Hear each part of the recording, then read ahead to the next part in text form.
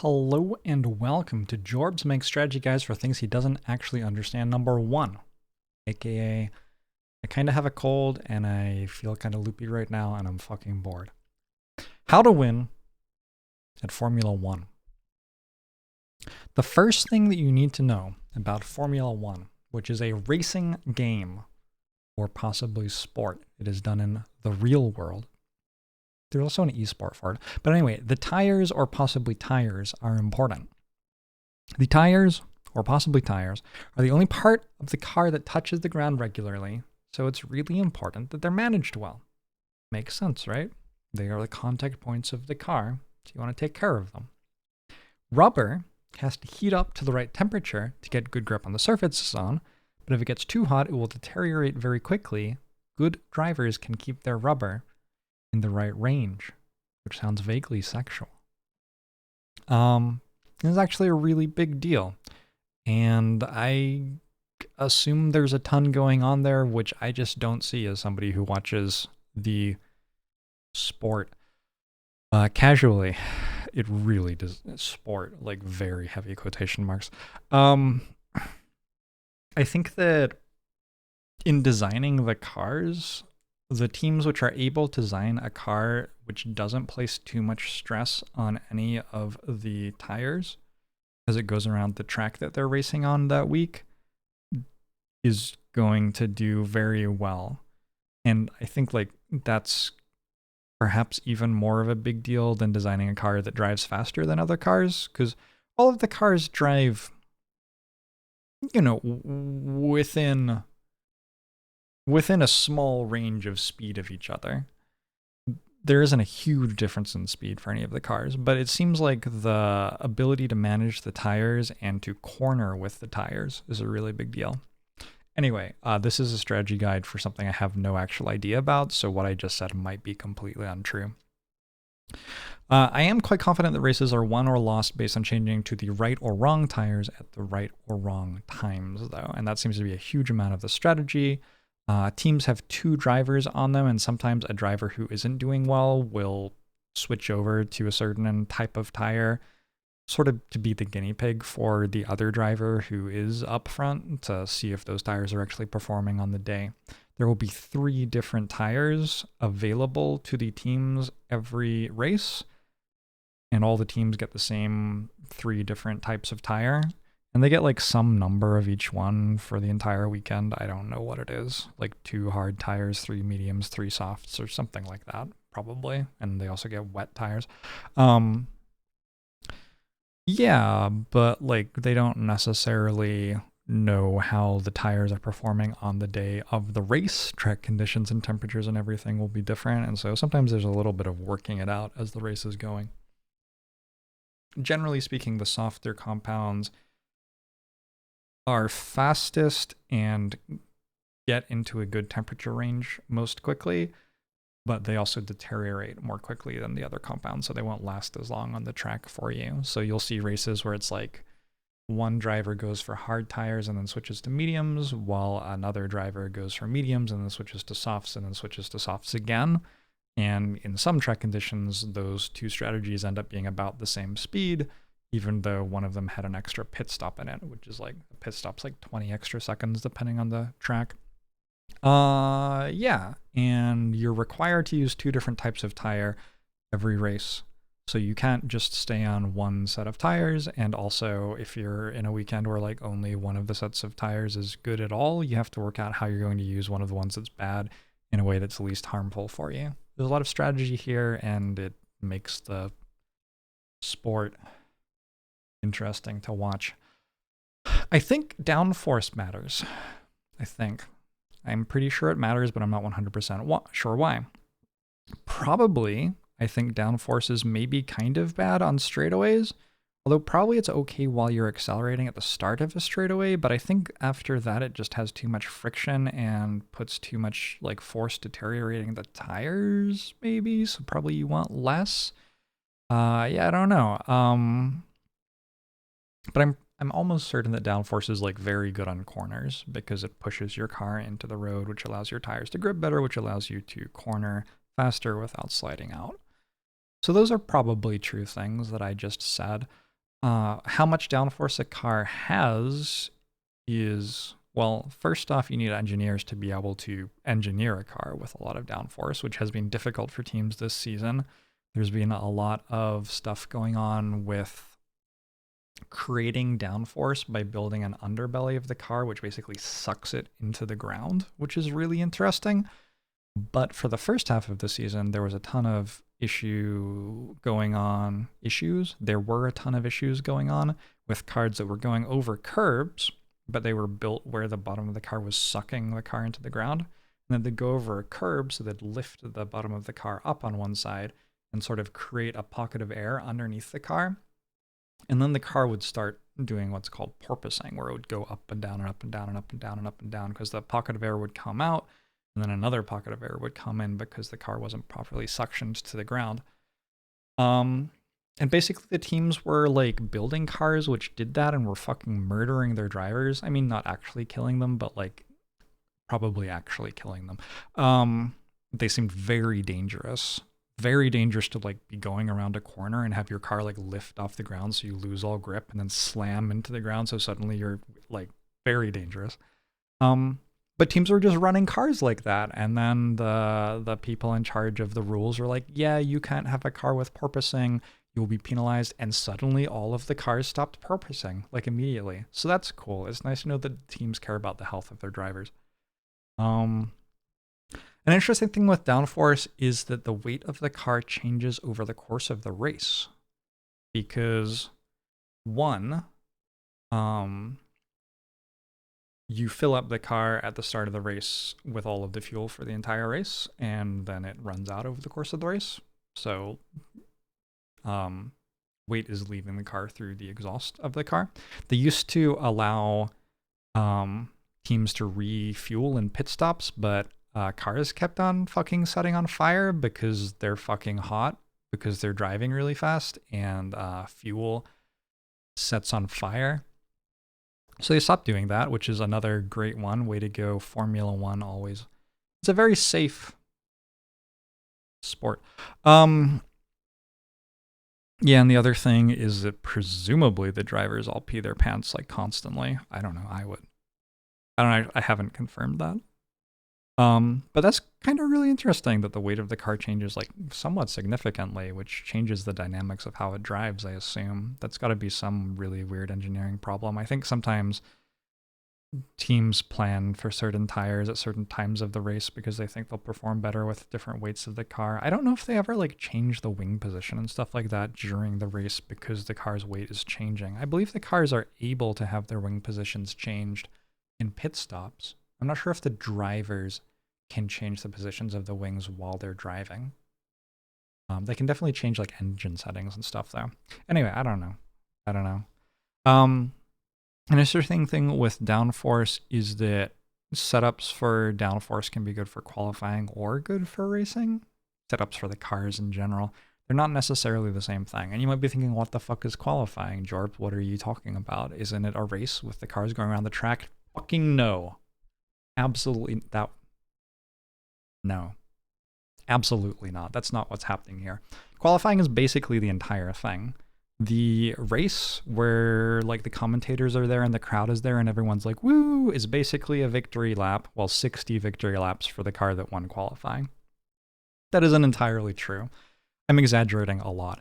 But there are definitely tracks like that fucking boring one in Monaco. I have no idea why they drive that track. It's so fucking boring. Where you just like can't overtake the car in front of you because the road isn't wide enough, and no one like sat down and was like, that could be a problem if we try to race cars on this road, because like the cars can overtake each other and that seems important for a car race. But nobody's ever thought that. I guess nobody's ever had that idea. And so there are quite a few tracks where like whoever gets first position at the start of the race just kind of wins. And in order to get first position at the race, you have to drive the fastest lap in qualifying 3. Because there are fucking 3 qualifyings. There's only one race. 3 qualifyings. Shows you which one's more important. Qualifying starts off with all 20 cars for the weekend, and then the slowest 5 get removed after 15 minutes of driving around the track, as many times as they like, but generally in 15 minutes a team's only going to get 2 or maybe 3 laps, because in order to drive the fastest lap that you can with your car, you have to get fresh tires on it, get the right amount of fuel in it, because you're allowed to refuel during qualifying. So you'll only load the car with as much fuel as you need to do 1 lap. Get the tires in the right temperature range, get the brakes in the right temperature range, get a good position on the track where you have clear track in front of you because everybody else is going around the track at the same time. And then you go for it. And that takes a while to set up. So you have like 2 or 3 attempts to get a good time. The fastest 15 cars move on to qualifying 2, and the other ones, like, they have a radio insight thing where they're like, oh, and Sebastian Vettel has just been knocked out in 16th place in qualifying 3, and they'll like, and we're gonna hear the radio message from Sebastian Vettel now, and it'll go blink, and then it'll be like, ah, fuck, are you kidding me? Fuck, and then someone will like beep it because it's a very expensive sport and they want to get the most out of their drivers' emotions, I guess, and they're just not very good on the sensor. No, I think all of the stuff I just said was a lie, but it was basically true. So then in qualifying 2, there are 15 cars, and they do the same thing for 15 minutes again, and then in qualifying 3, they're down to 10 cars, and those 10 cars are racing, and the fastest one's going to start in first, and the second fastest is going to start in second, and etc. And that can be a really, really big deal. First is called pole position. I don't know why. Yeah, I guess they're just very bored and have to come up with something to entertain themselves. So they come up with funny names for things. Qualifying's really interesting. There's a lot of strategy going on. There's track evolution, where as the cars drive around the track, they leave rubber from their wheels on the track, so it changes how fast the track is. Generally, it gets faster. As the day warms up, because usually qualifying starts and it's going to get warmer as qualifying continues over like the course of 1 or 2 hours. As the day warms up, the track will get faster. The rubber in the cars gets warmer, the track itself gets warmer, and so you get better grip on the track, is my understanding. I think that's why. Something like that. Yeah, I don't honestly know. But something about it being hotter is better for speed. Qualifying can also like have rain forecast, and so like one of the really interesting qualifying sessions this season, there was rain and it was clearly clearing up and the track was starting to dry out, and the decision of whether to go out on tires that could handle the rain or go out on like slick tires and risk like just sliding out and crashing into a wall and dying was like close. Because on the one hand, yes, you could slide out and crash into a wall and die, but on the other hand, you might still like rebound off the wall and get over the finish line faster than the other cars, which had been on the wet friendly tires. So as a sport that really cares about the health of its drivers, you know, some people were doing that, and that was really interesting. I don't think anyone's been like seriously injured in crashes this season, which seems remarkable and hard to believe because there have been some fairly extravagant ones. Anyway, there's also slipstreaming from other cars on the track, like so I was about to say it's the same as in the Tour de France, but like look at you, you don't know what the Tour de France is. Sorry, that was rude. I don't either. We're the same, you and I. But anyway, if a car's an appropriate distance in front of you and driving, it'll somehow make it so that you don't have to brake the air that it just drove through, because the air will be like moving instead of still. I don't know. It's all fucking made up. It's called a slipstream. But like, it's weird because if the car's too close to you, they say that you're in dirty air. Whatever that is. I guess it's like if the air is turbulent enough, it interferes with the aerodynamics of your car going through it, whereas if it's too still, it's hard to get through it So you want it to be like the right amount of, it's like making the perfect stew. Maybe that's a metaphor that you and I can understand better. Anyway, yeah, you can like use one of the cars on the team to help the other one get a faster qualifying, which is interesting given that you only have time for like 2 or 3 attempts for each car. And if you're going to have one of them spend that much time helping a different car, that's like, you know, going to be tough for them maybe. Next slide. DRS is really important. If you are in 1 second, if you are within 1 second of the car in front and conditions are dry, you get to engage your car's drag reduction system. If that isn't what DRS stands for, that's fucking bullshit and it should be. I think it probably is. From lap 3 onward, unless there's like a crash, in which case there's like 2 laps at the start where you're not allowed to use it. I don't know why. Probably the safety of the drivers. If there's some rule that doesn't make any sense, it's like, it's for the safety of the drivers. Things other than like not making the car do flips into a wall are done for the safety of the drivers, but we keep doing things that allow the cars to do flips into a wall. So, you know, sometimes they make tracks like on streets. So there's like no space for the cars to go if they go off the track, so they just like hit the wall. That's fucked up. I don't know why they do that. Anyway, if you reduce your drag, you go faster on straights. So that's important for overtaking. So the idea of the DRS is you don't want to have situations where a car that is faster gets stuck behind a car that's slower and is just unable to overtake ever. And rather than designing tracks where it's possible to overtake cars that are in front of you, which seems like you could do that to me, but they didn't do that. Instead, they like completely engineered this new thing for cars where they can press a button in certain zones of the track to engage the drag reduction system, generally where the track is straight, because it would be dangerous to do this going around corners, I believe, because like your car wouldn't have enough downforce to corner safely, probably. I think that's why. And then they like go zoom and they catch up to the car in front of them and they pull alongside or maybe just fully overtake, and they can get ahead of the car, which is great.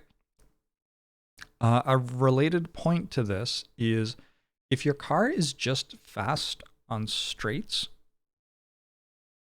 it doesn't really matter that much if it's shit on the corners, because it's very hard for a car to overtake you on a corner unless it's like level with you at the start of the corner. It's just very, very difficult. And actually the rules of corners have specifications about like a car being allowed space on the corner only if it's like level with you at the start of the corner.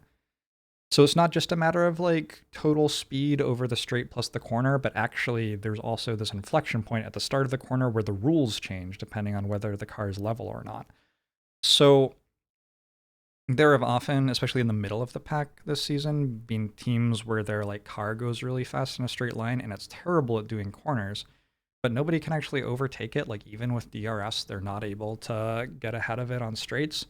And then everybody just gets stuck behind it because like they catch up with it on the corners, but then they're stuck behind it. And you just see like 5 cars driving around stuck behind one another because the one in front is really good on straights, but terrible at driving otherwise. These cars will suck at qualifying though, because in qualifying you do actually benefit from being faster on the corners. So yeah. And they're not going to like go to the front of the field because they won't actually be able to accelerate quickly out of the corners. It just doesn't matter how quickly they accelerate out of the corners, really, if there's no cars that are able to be level with them when they start accelerating out of the corners and then they're faster on the straights. Something like that. I mean, these cars aren't like winning the races, but they're doing fine to get 10th or whatever. It's kind of interesting. It's like a different strategy. Overtaking on corners is honor-based.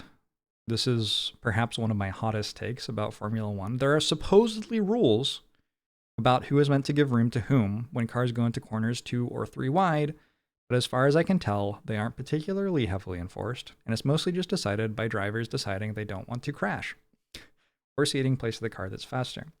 Now, generally speaking, drivers don't want to crash.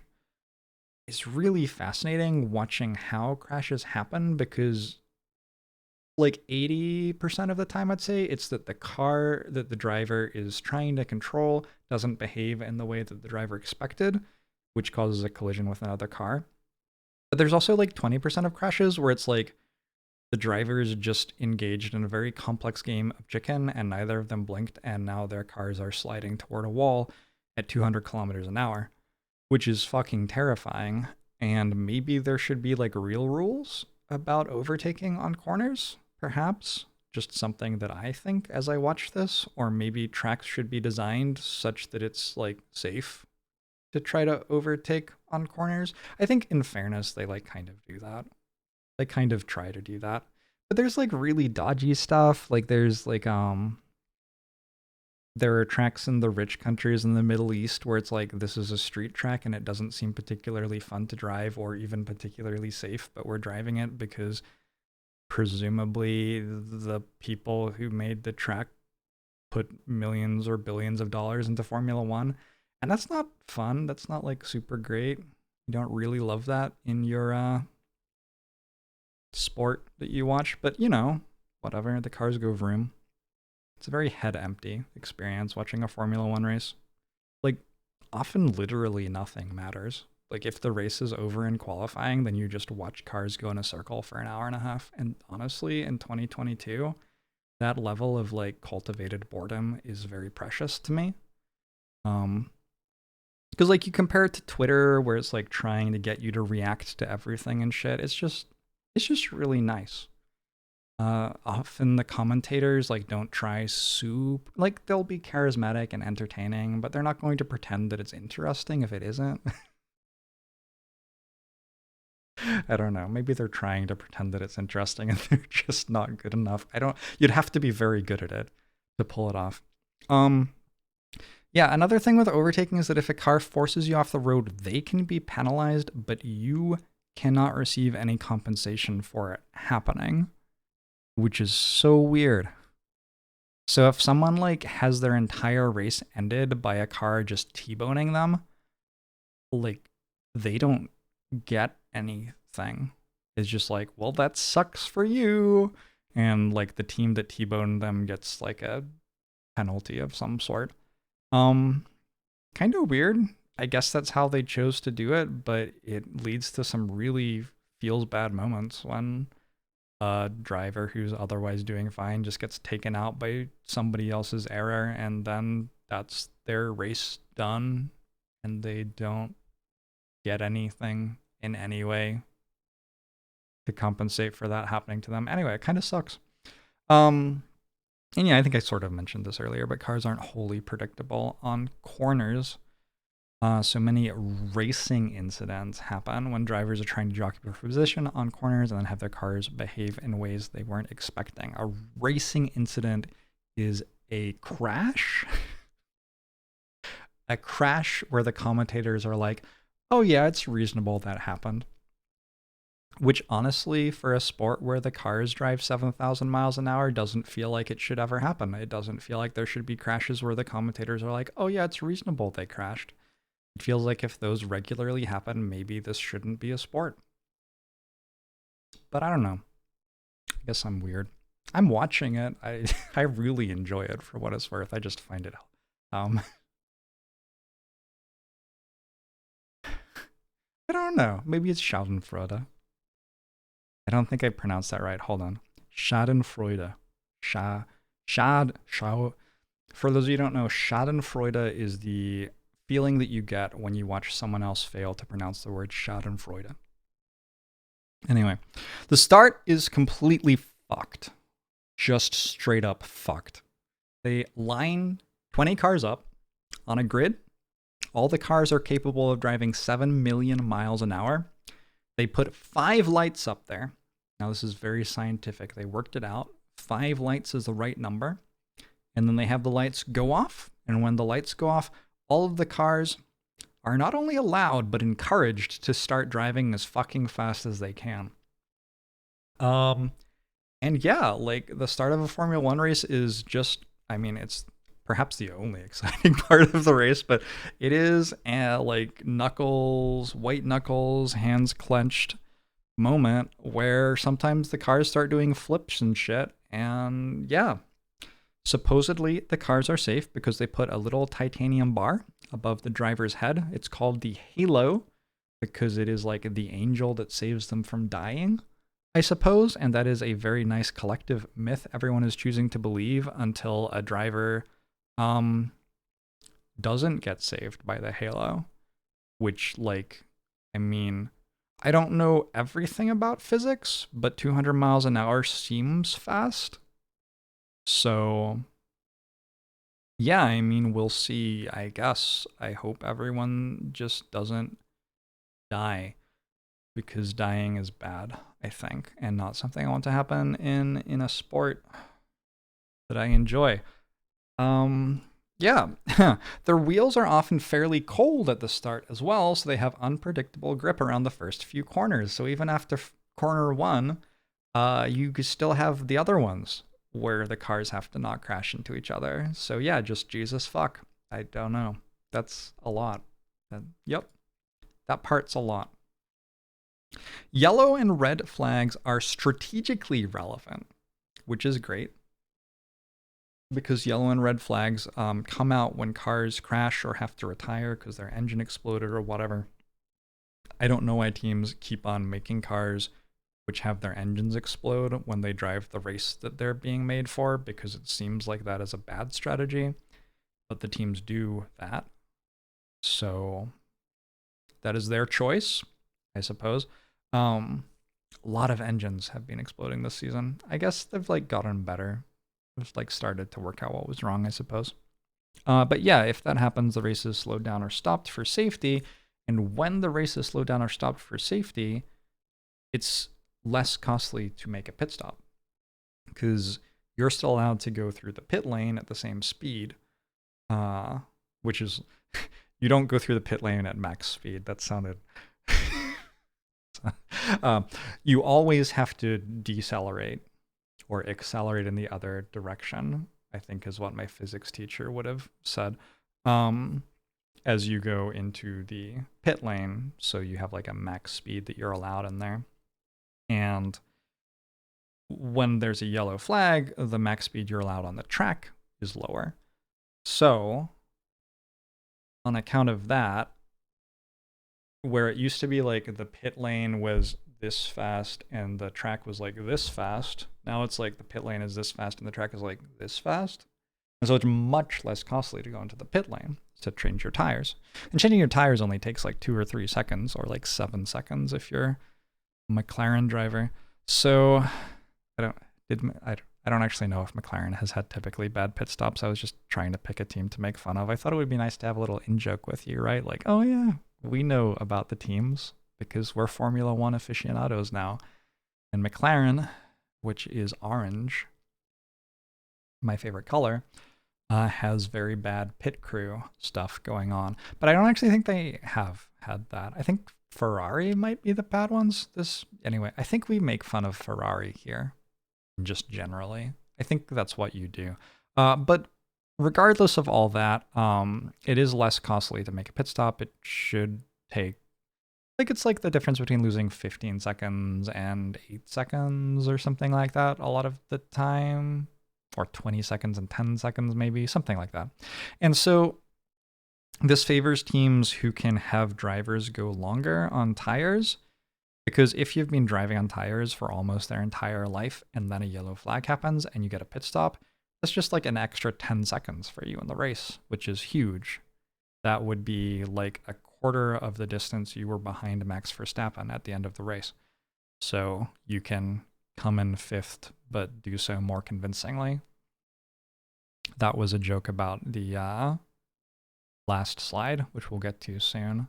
But yeah, it's kind of bizarre. I don't know why they do that, because it seems like a very strange thing to have be strategically relevant.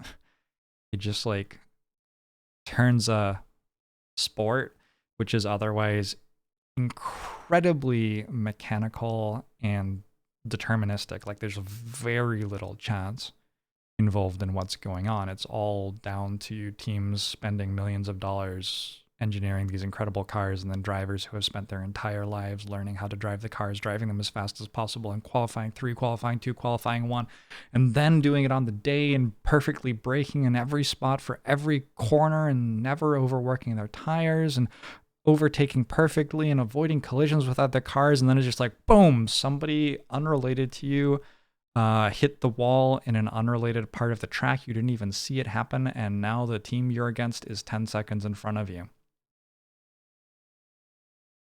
I have no fucking idea why. It's so weird. It's a very strange thing to have in the sport. I think possibly it's because they needed something to introduce variance in the sport, because if a sport is actually very mechanically deterministic, the best team just wins every time, and that's actually kind of boring. So the fact that this can introduce something that is fun to watch, I think is perhaps nice. Yeah. And it's a nice, like, the way that it's done sort of maintains the illusion that it's reasonable that it's done this way, which I guess is better than just, like, doing it some other way that seems random and unfair, although I think this seems random and unfair to anybody who thinks about it for longer than, like, 30 seconds, but, you know, whatever. Weather is strategically relevant. If it rains, it pours. If it rains, the pores in the wheels... Sorry, we're gonna work on this. This is gonna be a pun. Nope. Okay, if it rains, the cars stop being able to grip the road well. That's bad because they're going very fast and they have to turn sometimes. So they have to go into the pits and get different wheels. Wheels which are good when the track is wet and perhaps even has standing water on it.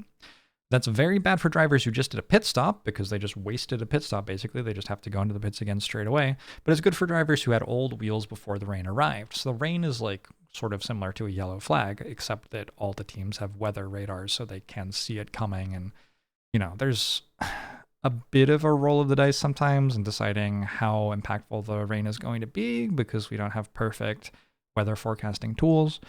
But the teams all get the same weather forecast, so it's not as random as a yellow flag happening.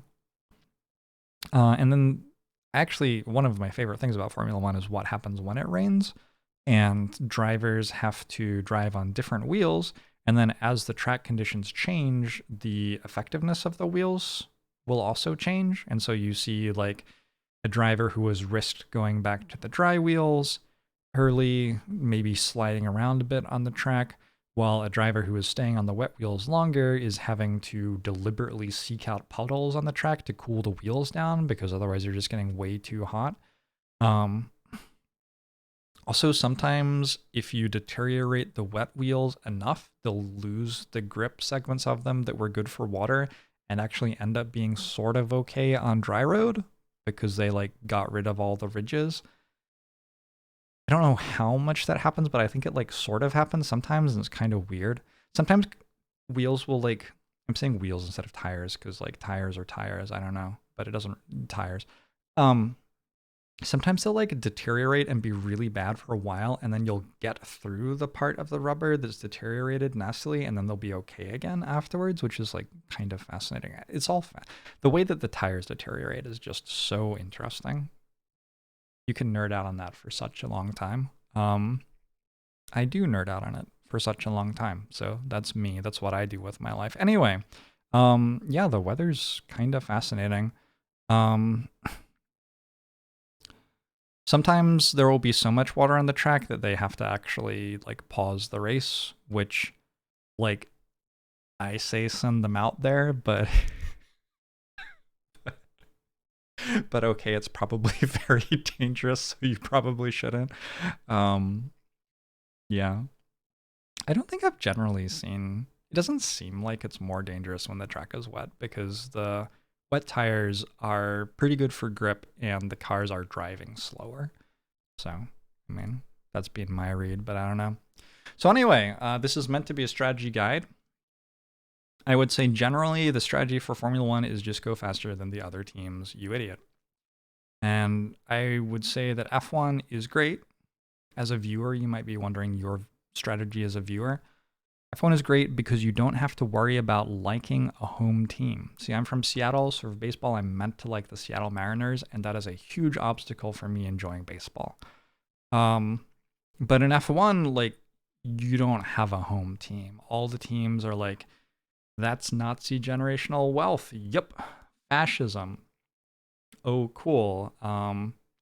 This team is also money from fascism. Ooh, colonialism. That's different. So, you don't really have to worry quite as much about liking any of the teams because they're not like for you. Yeah, they're for like rich people, and they've tricked us into enjoying their sport, which is great because like the cars go really fast, and it is like head empty, brain off, moisturized in my lane, enjoying this. I have no particular problem with that. I think it's great. But yeah, when you do have a lot of wealth from like sequestering gold in Swiss banks during World War II or whatever it is, some of the teams just like get to spend $1 trillion on making their car faster than everybody else's car, which is kind of weird. But they do. And then they just win every time. So that's really fun. Generally, I root for the teams which, if they did better, it would actually be interesting to watch the race. I'll spend a lot of time being like, oh, wow. Yeah, if that team were like a second faster a lap, this race would be really close. Wouldn't that be interesting? And I'll just sort of like fantasize about it. Like, I used to do this a lot with girls when I was 13, right? I was like, oh yeah, if that girl knew I existed and found me attractive and interesting, wouldn't my life be great? And I just like think about that a lot. So I guess to me, enjoying Formula One's a lot like childhood. You got to get invested in who comes sixth, because like 6th through 10th, there actually is some variability in which cars get there, but like this season and basically every season for the last 10 seasons, there have been like 3 or 4 drivers who are likely to win a race, and who actually wins is based on which car is better for that circuit on that weekend and whose engine explodes. The ones whose engines explode don't win. Yeah.